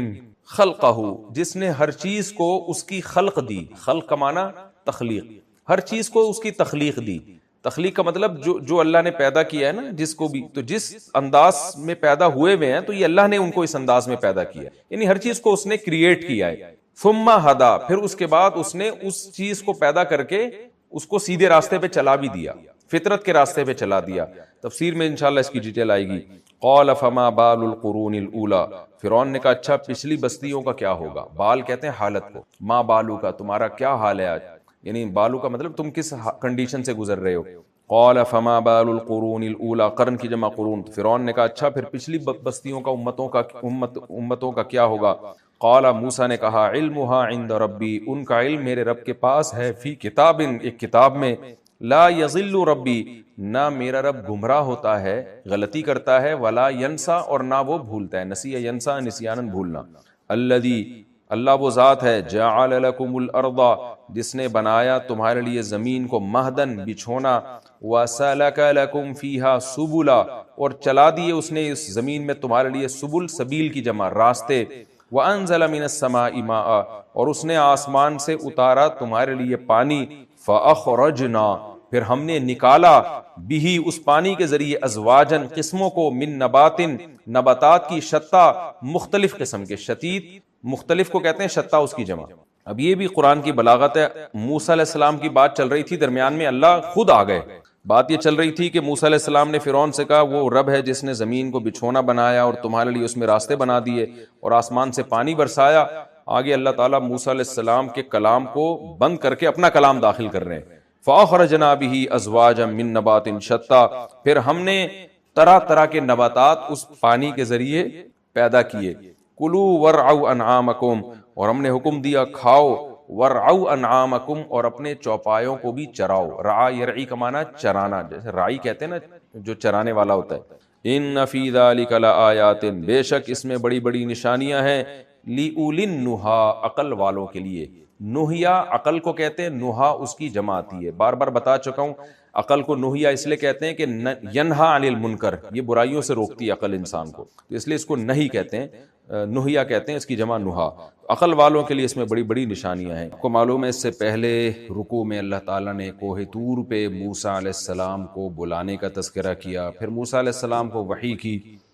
اور حکم دیا گیا کہ یہ معجزے ہیں، آپ ان معجزوں کو لے کر فرعون کے پاس جاؤ، انہو طغیٰ، اس نے بڑی سرکشی کر رکھی ہے۔ موسیٰ علیہ السلام جواب میں کیا کہنے لگے؟ مختلف مقامات پر موسیٰ علیہ السلام کے مختلف اقوال ہیں، سب کا حاصل ایک ہی ہے کہ موسیٰ علیہ السلام پریشان ہو گئے کہ میرے اوپر بہت بڑی ذمہ داری ڈالی جا رہی ہے اور میں تو وانٹڈ ہوں، مجھ پہ تو قتل کا کیس ہے، مجھے تو فرعون پکڑ کے قتل کر دے گا۔ تو قرآن نے مختلف جگہوں پہ موسیٰ علیہ السلام کے مختلف اشکالات کا تذکرہ کیا ہے، یہاں بھی قرآن کا تذکرہ ہے، قال رب اشرح لی صدری، موسیٰ علیہ السلام کہنے لگے اے میرے رب میرے سینے کو میرے لیے کھول دے۔ اس سے پہلے دوسرے مقامات پر آتا ہے کہ موسیٰ علیہ السلام نے یہ کہا کہ اللہ یہ ہو نہیں سکتا کہ میں اس کے پاس جاؤں اور وہ مجھے قتل نہ کرے۔ تو ان تمام وہ کلام اپنی جگہ اور یہ کلام اپنی جگہ، ان ساری باتیں ہوئی ہیں، لیکن کہیں اللہ نے کسی بات کا تذکرہ کیا، کہیں کسی بات کا تذکرہ کیا۔ موسیٰ علیہ السلام کو جب یقین ہو گیا کہ اللہ مجھے بھیجیں گے تو کیا فرمایا؟ رب اشرح لی صدری، دعا مانگنے لگے اے اللہ میرے سینے کو کھول دے۔ یہ کنایا ہے کہ میرے اوپر اس بوجھ کو آسان کر دے، ویسر لی امری، میرے معاملے کو آسان کر دے، واحلل عقدۃ من لسانی، یعنی اشرح لی صدری کا مطلب میرا حوصلہ بڑھا دے، اور اس کام کو جو تبلیغ کا کام تو نے میرے ذمے لگایا ہے اس کو آسان کر دے، واحلل عقدۃ من لسانی، اور میری زبان میں جو گرا ہے اس کو بھی کھول دے۔ یہاں ایک مفسرین نے ایک واقعہ ذکر کیا ہے کہ موسیٰ علیہ السلام نے بچپن میں فرعون کی داڑھی پکڑ کے کھینچی، فرعون کو غصہ آیا، اس نے ارادہ کیا حضرت موسیٰ کو قتل کرنے کا، تو حضرت آسیہ نے فرمایا کہ یہ بچہ ہے، ناسمجھ ہے، اس لیے اس نے ایسا کام کیا۔ فرعون نے کہا نہیں یہ بچہ نہیں ہے، یہ مجھے بہت سمجھدار لگتا ہے اور یہ مجھے لگتا ہے میرا دشمن ہے۔ تو حضرت آسیہ نے کیا کہا کہ بھئی اس کا امتحان لے لیا جائے کہ ناسمجھ ہے یا نہیں۔ تو فرعون نے ایک کوئلہ رکھا جلتا ہوا کہ بچہ ہے تو ناسمجھ ہوگا تو اٹھا لے گا، اگر سمجھدار ہوگا تو نہیں اٹھائے گا۔ تو اللہ نے موسیٰ علیہ السلام کی چونکہ جان بچانی تھی تو حضرت موسیٰ علیہ السلام نے وہ کوئلہ اٹھا کے اپنی زبان پہ رکھ لیا، ایک طرف سے وہ کوئلہ گرم تھا، تو جیسی زبان پہ رکھا ہے زبان جل گئی، تو اس کی وجہ سے حضرت موسیٰ علیہ السلام کی زبان میں وہ روانی نہیں رہی تھی، کچھ لکنت پیدا ہو گئی تھی موسیٰ علیہ السلام کی زبان میں، کچھ ہکلاہٹ پیدا ہو گئی تھی، تو یہ ہکلاہٹ موسیٰ علیہ السلام کی زبان میں باقی تھی۔ تو اس لیے موسیٰ علیہ السلام نے اللہ سے دعا مانگی کہ اے اللہ عقدۃ من لسانی، میری زبان کی جو گرہ ہے نا، جو زبان میری رکتی ہے، اس گرہ کو کھول دے تو۔ یہ کنایا ہے، یہ کنایا ہے کہ زبان کا روانی سے نہ چلنا، میری اس زبان کی لکنت کو تو کھول دے، یفقہوا قولی، تاکہ لوگ میری بات سنیں۔ اچھا یہ جو واقعہ بیان کیا جاتا ہے نا یعنی انگارے کا، یہ بھی ممکن ہے کہ یہ وجہ یہ نہ ہو، بلکہ زبان کی لکنت، چونکہ جو میڈیکل سائنس کہتی ہے زبان کی لکنت کا تعلق زبان کی کسی ایپ سے نہیں ہے، بلکہ اس کا تعلق ہے آپ کے مائنڈ سے، دماغ سے تعلق ہے۔ تو بعض میں یہ لکنت ہوتی ہے تو اس کی وجہ جو ہے یہ کوئی زبان کا کوئی عیب نہیں ہوتا، واللہ عالم، جو بھی ہو ہمیں اس سے غرض نہیں ہے۔ قرآن سے اتنا بہرحال پتہ چلتا ہے کہ موسیٰ علیہ السلام کی زبان میں گرہ تھی جس کی وجہ سے آپ کھل کے کلام نہیں کر سکتے تھے۔ اس کے مادی اسباب کچھ بھی ہو سکتے ہیں، خوب سمجھ لیں پیغمبروں میں پیدائشی طور پر عیب نہیں ہوتے، یعنی ایسے عیب نہیں ہوتے جو لوگوں میں عیب سمجھے جائیں۔ پیغمبروں کو اللہ ظاہری نقص سے پاک رکھتا ہے۔ تو حضرت موسیٰ علیہ السلام کی زبان میں جو لکنت تھی وہ کسی مصلحت سے ہوگی اور وہ بھی اللہ نے دور کر دی، لیکن اس کے باوجود موسیٰ علیہ السلام کی بات میں اس طرح فصاحت نہیں تھی جیسے ہارون علیہ السلام کی زبان میں تھی، جس کی وجہ سے فرعون حضرت موسیٰ کو طعنے دیتا تھا وَلَا يَكَادُ يُبِينُ، کہ یہ اپنی بات کو کھل کے بیان نہیں کر سکتے۔ تو یہ بھی ممکن ہے فرعون نے یہ جھوٹا الزام لگایا ہو، اور اگر یہ صحیح الزام تھا تو اس سے پتہ چلتا ہے کہ کسی خاص حکمت سے اللہ تعالیٰ نے حضرت موسیٰ علیہ السلام کو زبان میں وہ والی فصاحت نہیں دی تھی جو ہارون علیہ السلام کو دی تھی۔ وَاحْلُلْ عُقْدَةً مِّن لِّسَانِي، اللہ میری زبان کی گرہ کو کھول دے، يَفْقَهُوا قَوْلِي، تاکہ لوگ میری بات سمجھیں، وَاجْعَل لِّي وَزِيرًا مِّنْ أَهْلِي، اور میرے اہل سے میرا ایک وزیر، وزیر کہتے ہیں نائب کو، وزارت یہ مختلف شعبے ہوتے ہیں نا تاکہ حکومت کے معاون اور مددگار ہوتے ہیں۔ یہ ہارون، وہ میرا رشتہ دار کون ہے؟ ہارون، اخی جو میرا بھائی ہے۔ تو موسیٰ علیہ السلام نے چاہا کہ میرے ہی خاندان کا ایک فرد میری معاونت کے لیے مجھے مل جائے۔ اشدد بہ ازری، اے اللہ ہارون کے ذریعے میری کمر کو، میرے ازار کو مضبوط کر دے، یعنی مجھے طاقت دے دے۔ واشرکہ فی امری، اور میرے اس کام میں یعنی نبوت میں اس کو میرا شریک کر دے۔ امری سے مراد ہے نبوت، کیونکہ موسیٰ علیہ السلام حضرت ہارون کو ویسے بھی تبلیغ پہ اپنے ساتھ لے جا سکتے تھے، لیکن نبی بنانا یہ صرف اللہ کا کام ہے۔ اس لیے موسیٰ علیہ السلام اللہ سے دعا مانگ رہے ہیں کہ صرف اس کے ذریعے میری کمر کو مضبوط نہیں کرنا، صرف مبلغ یا داعی نہیں بنانا، بلکہ اشرکہ فی امری، میرے اس معاملے میں یعنی نبوت کے معاملے میں تو اس کو میرے ساتھ شریک بھی کر لے۔ کئی نسبحک کثیرا، تاکہ ہم تیری خوب پاکی بیان کریں۔ اکیلا ہوں گا تیری حمد و ثنا جب میں بیان کروں گا مخالفت بہت ہوگی، دو جب ملیں گے تو پھر خوب تیری کبریائی کو بیان کریں گے، تیرا ہر عیب سے پاک ہونا بیان کریں گے۔ وَنَذْكُرَكَ كَثِيرًا، اور تیرا خوب ذکر کریں گے ہم۔ کیسا پیارا کلام ہے کہ جب آپ دین پہ چلتے ہیں نا اور آپ کے معاون اور مددگار ہوتے ہیں تو آپ کو ایک طاقت ملتی ہے، موٹیویشن ملتی ہے، آپ ڈٹ کے مقابلہ کرتے ہیں باطل کا، اللہ کی خوب بڑائی بیان کرتے ہیں۔ لیکن جہاں انسان تنہا ہوتا ہے، چاروں طرف کفر کا اور اللہ کی نافرمانی کا ماحول ہو، وہاں اللہ کی بڑائی بیان کرنا بھی انسان کے لیے مشکل ہو جاتا ہے۔ تو موسیٰ علیہ السلام کہہ رہے ہیں تاکہ ہم خوب تیری پاکی بیان کریں اور خوب تیرا ذکر کریں۔ انک کنت بنا بصیرا، بے شک تو ہمارے حالات کو دیکھ رہا ہے۔ قال قد اوتیت سؤلک یا موسیٰ، اللہ نے وہیں کوہ طور پہ فرمایا موسیٰ تیرا سوال تجھے دے دیا گیا، تیری ساری دعائیں ہم نے قبول کر لیں، تیرا بھائی نبی بھی بنا دیا ہم نے، تیری زبان کی گرہ کو بھی آج سے ہم نے کھول دیا، اور تیرے بھائی کے ذریعے تیری کمر بھی ہم نے مضبوط کر دی۔ لیکن یاد رکھ وَلَقَدْ مَنَنَّا عَلَيْكَ مَرَّةً أُخْرَى، ہم نے تجھ پر اس سے پہلے بھی بہت سارے احسانات کیے۔ اب دیکھیں موسیٰ علیہ السلام کو جو کام دیا جا رہا ہے نا بہت ہی ٹف کام ہے، میں اور آپ اس کا تصور نہیں کر سکتے۔ اور اللہ کی کیسی حکمتیں ہیں، حضرت موسیٰ کو مبلغ بنانا تھا اور حضرت موسیٰ سے خطاً ایک قتل بھی کروا دیا اللہ نے، اور زیادہ مشکلات۔ یعنی ہونا تو یہ چاہیے نا کہ اللہ نے جب موسیٰ علیہ السلام کو تبلیغ کے لیے فرعون کے پاس بھیجنا ہے تو حضرت موسیٰ سے وہ کام ہی نہ ہونے دیتے اللہ تعالیٰ کہ وہ آپ وانٹڈ بن جائیں، لیکن اللہ اپنے محبوب بندوں کو آزماتا ہے۔ ذمہ داری کیا ڈالی جا رہی ہے اور اس میں کتنی بڑی پریشانی میں حضرت موسیٰ علیہ السلام مبتلا ہو گئے کہ ان سے ایک ناحق قتل ہو گیا نہ چاہتے ہوئے بھی، اور پھر اب فرعون کے محل میں جانا ان کے لیے مشکل ہو گیا۔ اس سے پتہ چلتا ہے بھائی اللہ کے کام اللہ ہی جانتا ہے، ہم تو ایک زمینی حقیقت کو دیکھ کے اور اسباب اور وسائل کو دیکھ کر فیصلے کر رہے ہوتے ہیں، یوں ہوگا یوں ہوگا، ہوگا کیا وہ اللہ ہی کے علم میں ہوتا ہے، اور ہم جو فیصلے کر رہے ہوتے ہیں کہ یہ اس وجہ سے ہوا، یہ اس وجہ سے ہوا، اس کا بھی ہمیں علم نہیں ہے، کون سا کام کس وجہ سے ہوا یہ بھی اللہ کے علم میں۔ تو مسلمان کو اللہ پہ ایمان رکھنا چاہیے، اللہ پہ توکل رکھنا چاہیے، اور اللہ کو راضی کرنے کی فکر میں لگے رہنا چاہیے، پھر جو ہوگا انشاءاللہ وہ صحیح ہوگا۔ قال قد اوتیت سؤلک یا موسیٰ، موسیٰ تجھے تیرا سوال دے دیا گیا۔ وَلَقَدْ مَنَنَّا عَلَيْكَ مَرَّةً أُخْرَى، اور ہم نے اس سے پہلے بھی تجھ پر احسان کیا ہے۔ اِذْ أَوْحَيْنَا إِلَىٰ أُمِّكَ مَا يُوحَىٰ، اس وقت کو یاد کر جب ہم نے تیری ماں پر وحی کی، وہ جو ہم نے وحی کی، وہ وحی کیا تھی؟ ان اقذ فیہ فی التابوت،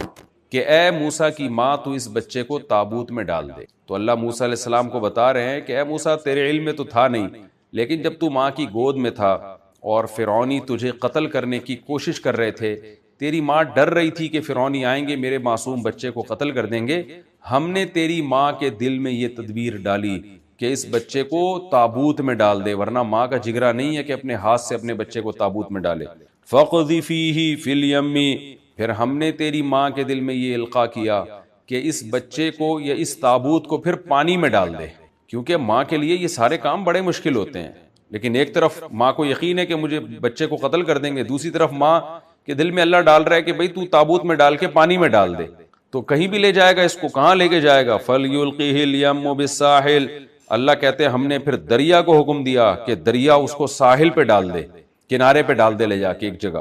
یَأْخُذْهُ عَدُوٌّ لِّي وَعَدُوٌّ لَّهُ، پھر ہم نے اپنے اور تیرے دشمن کو حکم دیا کہ اس تابوت کو تو اٹھا لے، یعنی فرعون نے اس تابوت کو اٹھایا، یعنی اے موسیٰ بظاہر تیری ہلاکت کے سامان ہو رہے ہیں، لیکن یہ تیری ہلاکت کے اسباب میں ہم تیری نجات کا سامان پیدا کر رہے ہیں، جس سے تیری ماں تجھے بچا رہی تھی، ہم نے اسی کو حکم دیا کہ اس تابوت کو تو اٹھا، لیکن ان تمام آزمائشوں سے ہم نے تجھے نکالا کیسے؟ فرعون نے پھر بھی قتل نہیں کیا، کیوں؟ وَأَلْقَيْتُ عَلَيْكَ مَحَبَّةً مِّنِّي، ہم نے تجھ پر اپنی طرف سے محبت ڈال دی، تیرے چہرے میں ایسی کشش رکھ دی ہم نے، بچوں کے چہرے ویسے ہی اٹریکٹیو ہوتے ہیں، آپ کبھی کسی بچے کے چہرے کو دیکھیں نا، اس کی معصومیت، اس کی ہنسی، اس کا رونا، انسان اس کی طرف بہت زیادہ مائل ہوتا ہے، اور اللہ نے اس کے چہرے پر ایک الگ ہی معصومیت رکھی ہوتی ہے، تبھی تو بچے پیارے لگتے ہیں، یہ فطرت کا اللہ کا بنایا ہوا نظام ہے، کیونکہ بچے نہ ہماری کوئی خدمت کر رہے ہوتے ہیں، نہ یعنی وہ خدمت لے بہت زیادہ رہے ہوتے ہیں، تو اللہ میاں نے اس کا آلٹرنیٹ یہ رکھا کہ تاکہ ماں باپ اس بچے کی خدمت کریں اور سوسائٹی اس بچے کو بوجھ نہ سمجھے، تو اللہ تعالیٰ نے اس بچے کی حفاظت کے لیے بچے کے چہرے پہ ایک معصومیت رکھ دی ہے، اسی معصومیت کی وجہ سے وہ ہمیں اچھے بھی لگتے ہیں اور ہم ان کو گود میں اٹھا بھی رہے ہیں، پیار بھی کر رہے ہیں، ان کی ذرا سی پریشانی پر ہم بہت زیادہ پریشان بھی ہو جاتے ہیں، اس کو چائلڈ اسکیما کہتے ہیں کہ اس کے چہرے پر نا کچھ خاص قسم کی لکیریں ہوتی ہیں، وہ لکیریں بڑوں کے چہرے پہ نہیں ہوتی ہیں، تو یہ اللہ کا نظام ہے، اور یہ جانوروں کے بچے پہ بھی ہوتی ہیں، جس کی وجہ سے بلی اپنے بچوں سے پیار کرتی ہے، شیرنی اپنے بچوں سے پیار کرتی ہے، تو خاص قسم کی معصومیت اللہ نے بچوں کے چہرے پہ ڈال دی ہے، تو یہ اللہ کا نظام ہے بنایا ہوا تاکہ لوگ بچوں کو بوجھ نہ سمجھیں، ان سے محبت کریں اور نسل بڑھتی رہے انسانوں کی۔ تو اللہ میاں نے موسیٰ علیہ السلام کے چہرے پر کچھ اضافی محبت ڈال دی، اس اضافی محبت کی وجہ سے بڑے سے بڑے سخت دل کے دل بھی پگھلنے لگے۔ وَلِتُصْنَعَ عَلَىٰ عَيْنِي، اور اے موسیٰ یہ سارے کام میں نے اس لیے کیے تاکہ تیری تربیت ہو میری آنکھوں کے سامنے۔ یہ کنایا ہے، ظاہر ہے سب کچھ اللہ کی آنکھوں کے سامنے ہی ہے، تو یہ کنایا ہے، کیا مطلب؟ تاکہ کسی خاص ماحول میں تیری تربیت ہو جس طرح میں چاہتا ہوں۔ تو اللہ نے حضرت موسیٰ کو فرعون کے محل میں رکھا تاکہ موسیٰ علیہ السلام فرعون کے معاملات کو سمجھ سکیں، موسیٰ علیہ السلام کو پتا ہو کہ اس کو تبلیغ کیسے کرنی ہے، زبان موسیٰ علیہ السلام کی وہی ہو جائے جو بالکل فرعونیوں کی زبان ہے، یعنی لینگویج جو ہے، کیونکہ ہر قوم اپنی زبان میں دعوت کو سمجھتی ہے، لینگویج بیریئر نہ ہو اور اس کلچر سے پوری طرح واقف ہو جائیں۔ بڑی حکمت ہے اس پورے واقعے میں کہ اللہ جس کو داعی بننا ہوتا ہے نا، اس کے لیے اس کلچر کو سمجھنا، اس سوسائٹی کو سمجھنا بہت ضروری ہے۔ اذ تمشی اختک، اس وقت کو بھی یاد کر جب تیری بہن چل رہی تھی، فتقول، اور کہہ رہی تھی، هل ادلکم علی من یکفل، جب موسیٰ علیہ السلام تابوت سے نکل کے گئے نا، تو فرعون نے تو ارادہ کر لیا تھا قتل کرنے کا۔ قرآن کہتا ہے فرعون کی زوجہ حضرت آسیہ نے کیا کہا، لا تقتلوہ عسى ان ينفعنا او نتخذہ ولدا، اسے قتل مت کرو، ہمیں یہ فائدہ بھی پہنچا سکتا ہے، ہم اس کو اپنی اولاد بھی بنا سکتے ہیں۔ تو اپنی زوجہ کے کہنے پر فرعون نے قتل کا ارادہ ملتوی کر دیا۔ فرعون کو نہیں پتا تھا یہ بچہ بنی اسرائیل کا ہے، اس کو یہ تھا کہ کوئی بچہ گم گیا ہے، کوئی تالاب کی نظر کسی نے کر دیا اس کو۔ تو اب ہوا یہ کہ قرآن کہتا ہے دوسرے مقام پہ سورہ قصص میں کہ موسیٰ علیہ السلام کی جو ماں ہے نا، وہ بے صبری کا وہ ان سے صبر چھننے لگا، لولا ربطنا علی قلبہا ان کادت لتبدی بہ، جب موسیٰ کی ماں کو پتا چلا نا یہ میرا بچہ فرعون کے محل میں گیا اور فرعون کی گود میں آیا یہ، تو موسیٰ علیہ السلام کی ماں ایسی پریشان ہوئی ہیں، اتنی جذباتی ہو گئیں کہ جیسے ماں ہوتی نا، ماں کی ممتا ایک فوراً جوش مارتی ہے کہ میں جا کے اپنے بچے کو چھینوں کہ بھئی میرے دشمنوں کے پاس کیسے چلا گیا، لیکن ظاہر ہے اگر موسیٰ کی ماں جا کے بتا دیتی یہ میرا بچہ ہے، فرعون نے فوراً اس کو قتل کر دینا تھا، کیونکہ یہ ثابت ہو جاتا بھئی یہ تو بنی اسرائیل کی عورت ہے، اس کا مطلب یہ بنی اسرائیل کا بچہ ہے۔ لیکن قرآن کہتا ہے ان کادت لتبدی بہ، قریب تھا کہ موسیٰ کی ماں جا کے بتا دیتی یہ میرا بچہ ہے، میرے حوالے کرو، لولا اربتنا علی قلبہا، اللہ کہتے ہیں لیکن ہم نے موسیٰ کی ماں کے دل کو باندھ لیا۔ یہ بھی بلاغت ہے قرآن کی، یعنی ایسے ہم نے موسیٰ کی ماں کے دل کو صبر دیا جیسے کسی کو رسیوں سے باندھ دیا جاتا ہے۔ آپ کہیں جانا چاہتے ہیں اور کوئی رسیوں بیڑیاں ڈال کے آپ کو باندھ دے تو پھر تو آپ جانے کی کوشش کے باوجود بھی نہیں جا سکتے۔ تو اللہ کہتے ہیں ہم نے موسیٰ کی ماں کو ایسے صبر کی توفیق دی ہے کہ جیسے ہم نے اس کے دل کو، یعنی اس کے لیے الفاظ قرآن نے رب کے استعمال کیے جو باندھنے کے معنی میں آتا ہے، ہم نے اس کو گروں سے گویا باندھ دیا ہم نے اس کے دل کو، تاکہ وہ نہ جائے وہاں پہ اور صبر کرے، وہ تو صبر کی ہم نے توفیق دی۔ پھر کیا ہوا؟ قرآن میں دوسرے مقام پر آتا ہے وَحَرَّمْنَا عَلَيْهِ الْمَرَاضِعَ مِن قَبْلُ، اب موسیٰ علیہ السلام کے لیے دائیوں کا انتظام کیا گیا کہ کون عورت اس کو دودھ پلائے گی اس بچے کو۔ موسیٰ علیہ السلام پر اللہ کہتے ہیں ہم نے ہر عورت کا دودھ حرام کر دیا، نہیں پی، موسیٰ علیہ السلام دودھ نہیں پی رہے تھے۔ اب آسیہ، حضرت آسیہ کو بھی فکر ہوئی، فرعون کو بھی، کہ یہ بچہ تو اس طرح ضائع ہو جائے گا، اور بچے کی محبت اللہ نے دل میں فرعونیوں کے ایسے ڈال دی معصومیت کی وجہ سے کہ سب کا دل چاہ رہا تھا کہ یہ بچ جائے کسی طریقے سے۔ تو ایسے موقع پہ اللہ کہتے ہیں اذ تمشی اختک، اس وقت کو بھی یاد کر اے موسیٰ جب تیری بہن چل رہی تھی، فتقول، اور کہہ رہی تھی هل ادلکم علی من یکفل، قرآن میں سورہ قصص میں ہے کہ موسیٰ علیہ السلام کی جو بہن ہے نا وہ چپکے چپکے اس تابوت کو دیکھتی رہی تھی کہ یہ جا کہاں رہا ہے، فبصرت به عن جنوب وهم لا يشعرون، فرعونیوں کو نہیں پتا تھا، لیکن موسیٰ علیہ السلام کی ماں نے جب بچے کو صندوق میں ڈال کے صندوق کی دریا کی موجوں کے حوالے کیا تو وہ بہن جو تھی اسی وقت سے دیکھتی رہی تھی کہ میرا یہ بھائی کہاں جا رہا ہے۔ ظاہر ہے بہنوں میں بھی محبت ہوتی ہے، اور ہو سکتا ہے موسیٰ علیہ السلام کی ماں نے حکم دیا،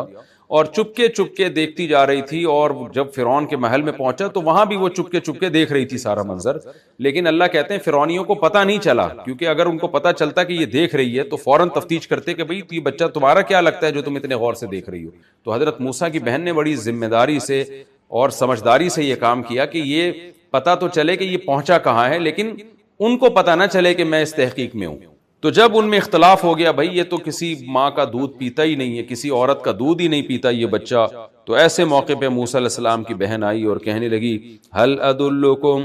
علی من یکفل، میں تمہیں ایسے خاندان کا پتہ نہ بتاؤں جو اس کی کفالت کر لیں گے۔ اور دوسرے مقام پہ آتا ہے یعنی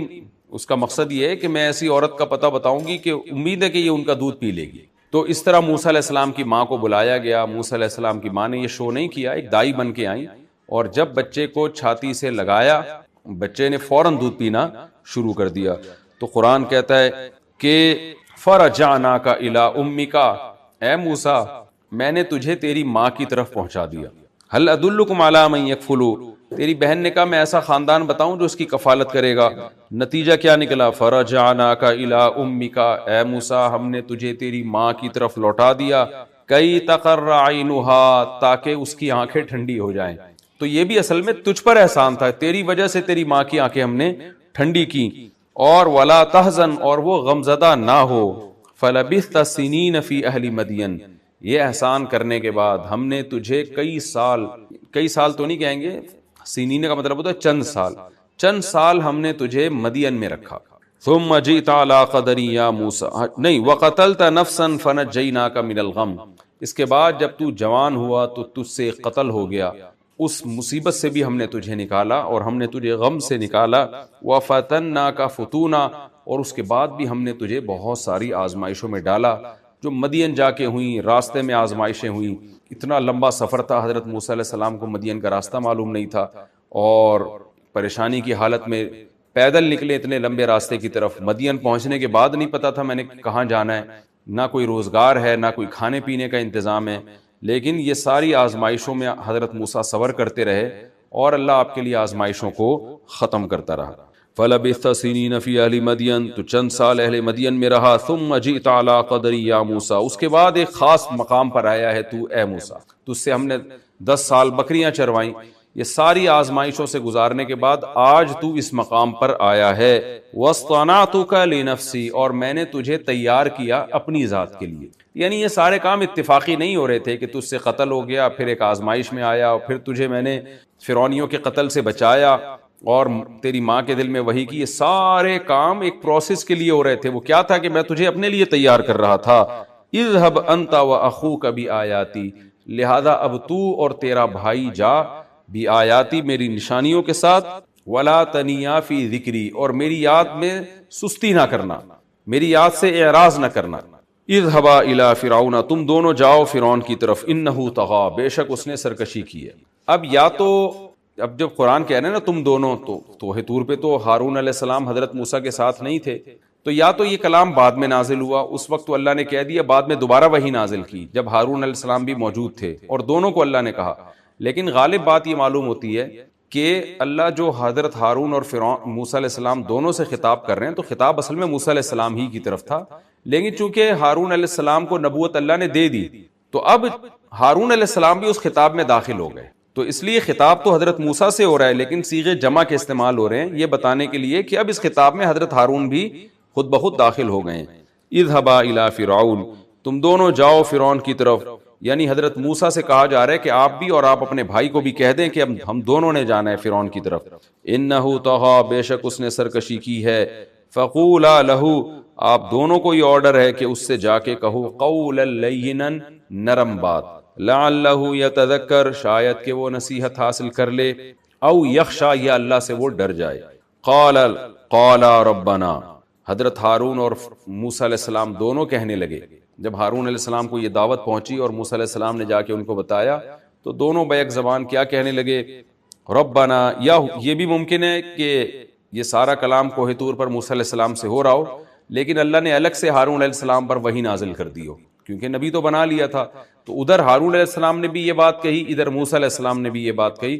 دونوں کی بات کو اللہ نے ایک کلام میں جمع کر لیا. ربنا اننا نخاف، دونوں کہنے لگے اے ہمارے رب، بے شک ہم خوف زدہ ہیں اس بات سے، ان یفرط علینا، کہ وہ زیادتی میں ہم پہ پہل کر لے گا. یعنی ہم جب اس کے دربار میں جائیں گے اور دعوت دینے کی کوشش کریں گے، تو وہ دعوت دینے سے پہلے ہی ہم پہ زیادتی کرے گا اور قتل کر دے گا موسیٰ علیہ السلام کو، اور ہارون علیہ السلام پہ بھی ظلم کرنا شروع کر دے گا، بنی اسرائیل کے ہیں. او ان یطغی، یا ہم پہ پہل میں زیادتی نہ بھی کرے تو سرکشی تو کرے گا. یعنی ہم جب اس کو دعوت دیں گے تو ایسا نہیں ہے کہ وہ دعوت پہ ایمان لے آئے یا دعوت کو ٹھکرا دے، کیونکہ ہم تو اس کے حالات کو جانتے ہیں، ظالم آدمی ہے، تو ہمیں سزا دے گا، ہم پہ ٹارچر کرے گا، سرکشی کرے گا، دعوت کو ٹھکرائے گا، مذاق اڑائے گا. قال لا تخافا،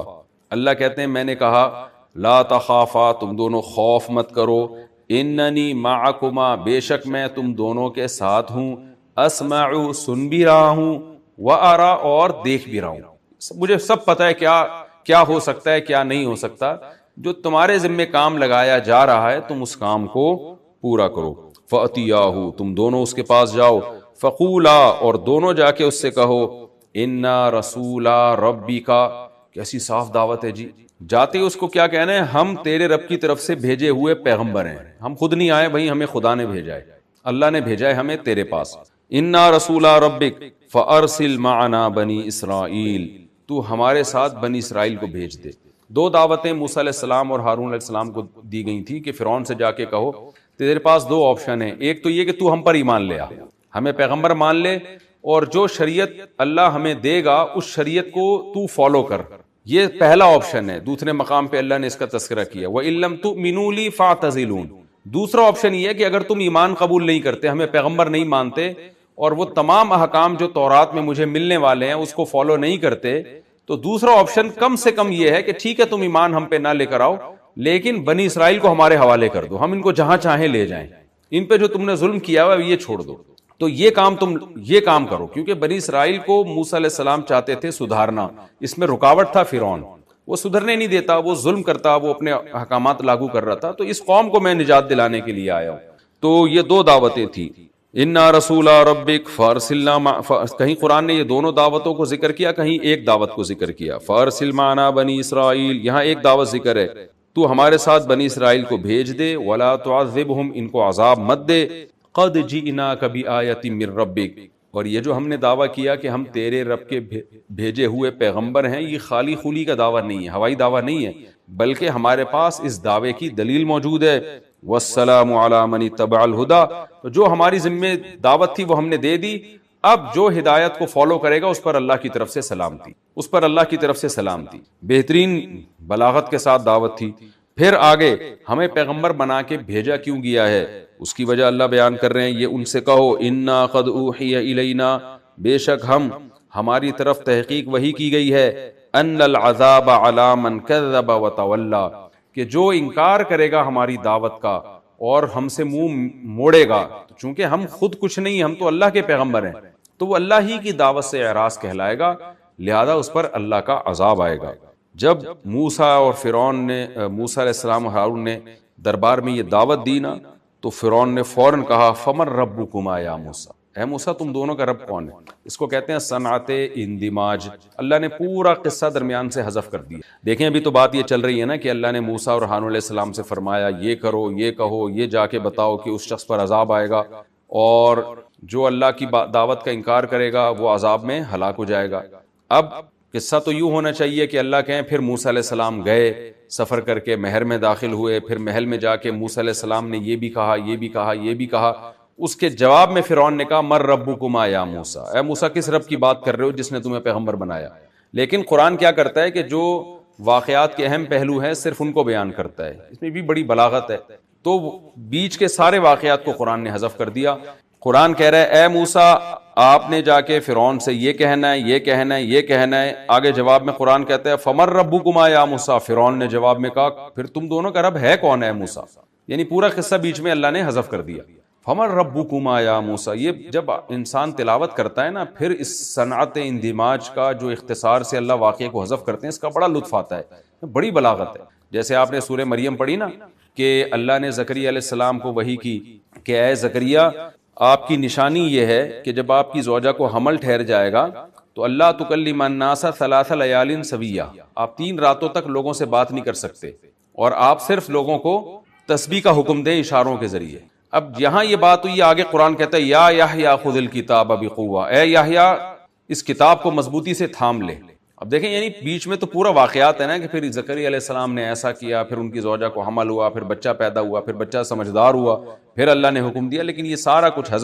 حذف کر کے قرآن ایک مقصد کی بات کو بیان کرتا ہے، لیکن اس کے بیان کرنے کا انداز اتنا دلچسپ ہوتا ہے کہ واقعی بلاغت کے اس مقام پر ہے قرآن کہ اس جیسی کتاب دنیا میں کوئی بنا نہیں سکتا۔